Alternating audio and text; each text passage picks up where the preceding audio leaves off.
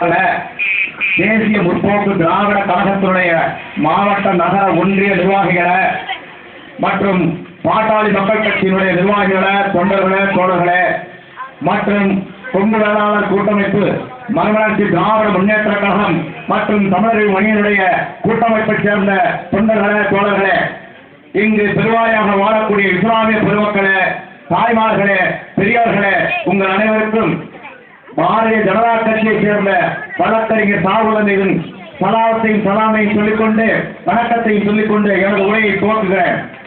மரியாதைக்குரிய தொண்டர்களே, தோழர்களே, கூட்டணி கட்சி நண்பர்களே, பெரியோர்களே, தாய்மார்களே, மாற்றுக் கட்சி அன்பர்களே, இன்றைய டாக் ஆஃப் தி டவுன் என்ன தெரியுமா? Twinkle twinkle little star, Bharatiya Janata கட்சியில் சூப்பர் ஸ்டார்.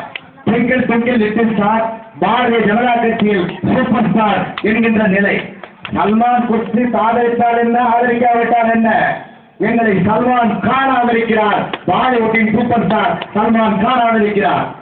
அதை போல இன்றைக்கு கருப்பு எம்ஜிஆர், மரியாதைக்குரிய வெள்ளேந்தி மனிதர், இளைஞர்களின் எழுச்சி நாயகன் கேப்டன் விஜயகாந்த் ஆதரிக்கிறார். அடுக்குமொழியில் பேச தெரியாது, சுடித்து பேச தெரியாது, அடுக்கி பேச தெரியாது, பொய்க்குத்தான் தேவை அடுக்குமொழி. மனதில் பட்டதை வெள்ளேந்தி மனிதராக மக்கள் முன் ஒற்றை குதிரையாக மக்களே மக்களே என சொல்லுவார் எங்களுடைய கேப்டன்.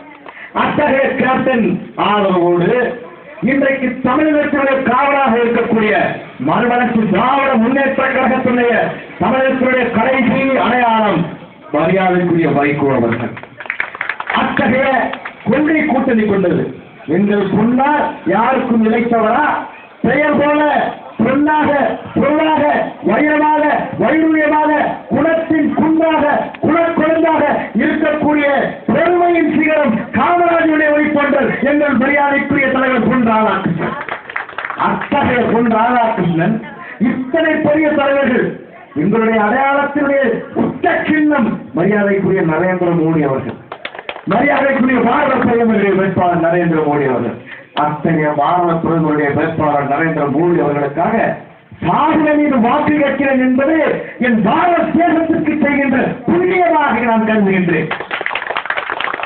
தொண்டர்களே, தோழர்களே, நண்பர்களே, ஒரே ஒரு கணம் இஸ்லாமியர்கள் எல்லாம் சிந்தித்து பார்க்க வேண்டும்.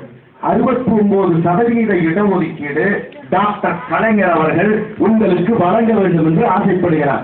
பெரியவர், நல்லவர், அரசியலில் மூத்தவர், வல்லவர், நாளும் தெரிந்தவர், குடும்பத்தை நன்றாக பார்த்துக் கொள்ளக்கூடிய இந்த டாக்டர் கலைஞர் அவர்கள் 69% இடஒதுக்கீடு உங்களுக்கு வழங்க வேண்டும் என்று ஆசைப்படுகிறார். சாகுவதற்கு அதில் எந்தவித மாற்று கருத்தும் இல்லை, நல்லதுதான்.